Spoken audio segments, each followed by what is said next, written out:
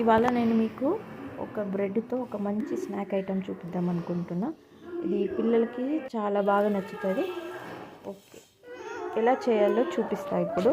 చూడండి, first pan పైన కొంచెం ఒక బ్రెడ్ పెట్టి దానిపైన నెయ్యి అటు ఇటుగా వేసి మంచిగా కాల్చుకోవాలి. అలా మంచిగా కాలిన బ్రెడ్లో కొంచెం పాలు పోయాలి.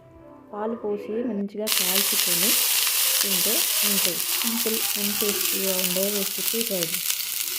మీ పిల్లలకి పెట్టి చూడండి, చాలా బాగా నచ్చుతుంది. Simple and tasty and easy. చూడండి, ఒక్కసారి ట్రై చేయండి, నచ్చితే ఒక్క లైక్ చేయండి. ఎట్లుంది?